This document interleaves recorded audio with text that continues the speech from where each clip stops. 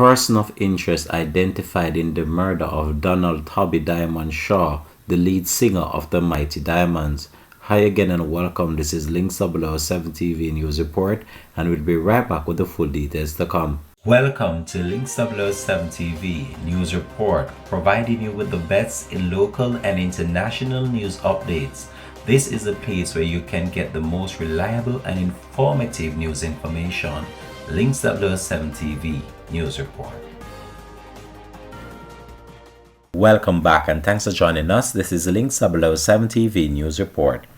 A person of interest has been identified by the police in connection with the murder of lead vocalist for the Mighty Diamond, Donald Tabby Diamond Shaw, on McKinley Crescent in St. Andrew last week Tuesday.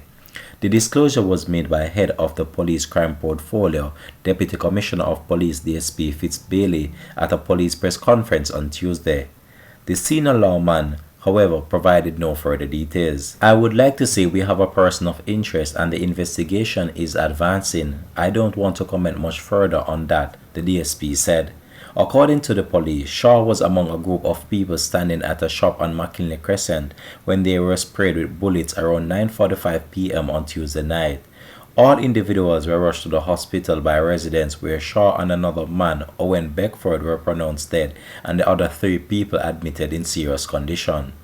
I would just say that we have a person of interest and the investigation is advancing. I don't want to comment much further on that. In commenting on the reggae singer's death, Police Commissioner Major General Anthony Anderson said that the killing was an example of how gunmen put others' life at great risk.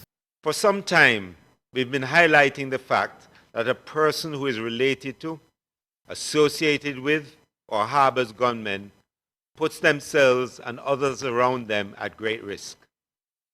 We saw this play out in the unfortunate shooting of 5 persons, 2 of whom died, including reggae icon Donald Tabby Diamond Shaw in Olympic Gardens on March the 29th.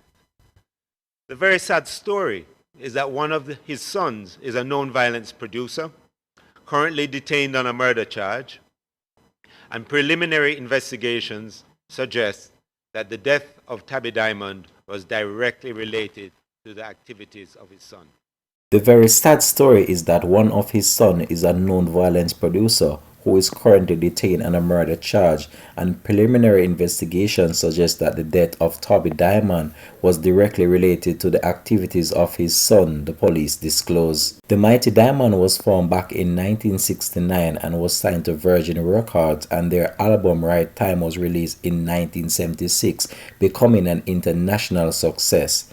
Their next album, Deeper Roots, released in 1979, was also a big success. The musical trio has received several local and international honors. Among those accolades is the Order of Distinction in the Officer class, which was received from the Jamaican government in 2021. The police commissioner also used the opportunity to update the general public as it relates to crime and violence and what the police has been doing in order to tackle this growing problem. So at the beginning of the year, we made a commitment to increase the frequency with which we provided the public with updates and general information on what is happening with respect to crime, violence, and public safety. At that time, we also made it clear that this year we would be focused on the seizure of illegal guns, the arrest of gunmen plaguing our communities, and the dismantling of organized gangs that have been causing death, mayhem, and pain in this country. We have now come to the end of the first quarter of the year. While we have seen some significant gains made in that fight, there are still aspects that are of concern to us. Today we will present a synopsis of where we are. In the first quarter of the year, ending March 31st, the JCF, in partnership with other law enforcement agencies, seized 223 illegal firearms, compared with 195 at this point in 2021. Included in this year's figures are 37 high-powered rifles and 154 semi-automatic pistols. We would like to thank the public for responding positively to our campaigns that have sought to remove the stigma from sharing information with the police.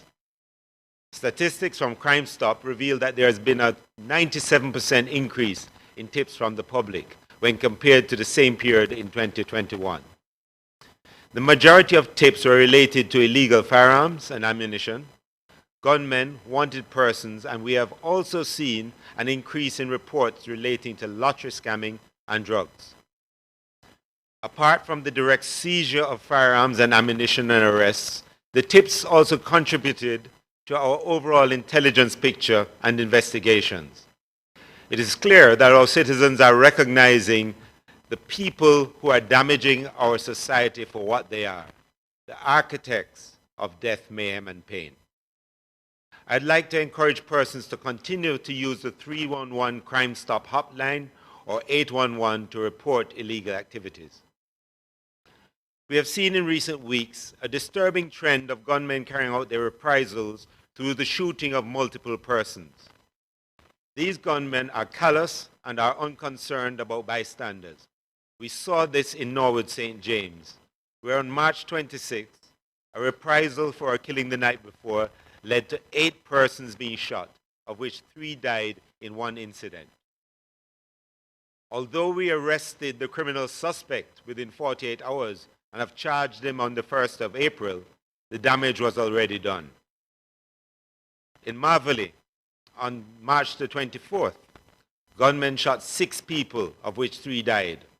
One of our police teams responded immediately, resulting in a pursuit of the getaway car.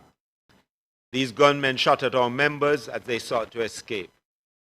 Our response forced them to abandon the vehicle in the Red Hills Road area, leaving behind critical evidence which we are using to further our investigations. For some time, we've been highlighting the fact that a person who is related to, associated with, or harbors gunmen puts themselves and others around them at great risk. We saw this play out in the unfortunate shooting of 5 persons, 2 of whom died, including reggae icon Donald Tabby Diamond Shaw in Olympic Gardens on March the 29th. The very sad story is that one of his sons is a known violence producer, currently detained on a murder charge, and preliminary investigations suggest that the death of Tabby Diamond was directly related to the activities of his son. As it relates to our ongoing focus on gangs, we recently announced the arrest of 12 members of the Clarendon-based Ranco gang. These arrests included 4 of our members, and we expect to make more arrests in the future as the investigation progresses. We view this as a positive development and reflective of the constabulary's commitment to rid itself of persons involved in crime and corruption. The investigation into the gang started in 2019 and was triggered by our intelligence. Our investigators have been diligently carrying out their work until we have reached this stage. The JCF will provide no cover for members involved in criminality. It damages the work of the honest, dedicated police officers and the reputation of the force. The investigation is ongoing, and further developments will be continued in our press briefings as we go along. In terms of major crimes, there has been an 8.5% reduction in all major crimes in the first quarter. As of March the 31st, murder was down 3%, with shootings down 16%. When we examine the number of homicides since the start of the year, we continue to see approximately 71% of them attributed to gang violence and 16% to interpersonal disputes. At this time, the western end of the island, Police Area 1, is our main concern, which currently accounts for about 35% of the nation's murders this year. In the past week, we have had to pivot and initiate a series of operations across western Jamaica. Based on analysis, we expect to see a quelling of this negative trend in this quarter. That is between now, April to June.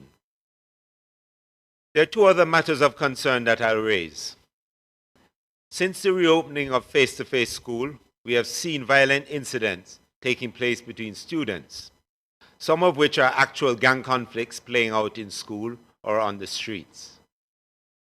In addressing the challenge, particularly in Western Jamaica, we have trained and deployed an additional 55 school resource officers across Area 1.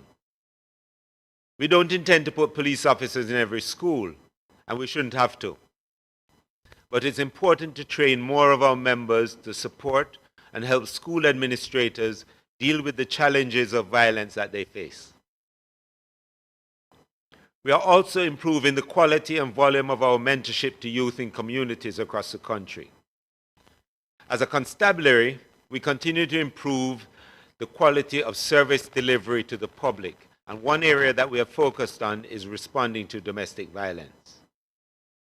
2 weeks ago, our Community Safety and Security Branch completed the training of a number of station commanders and sub-officers in domestic violence intervention and response.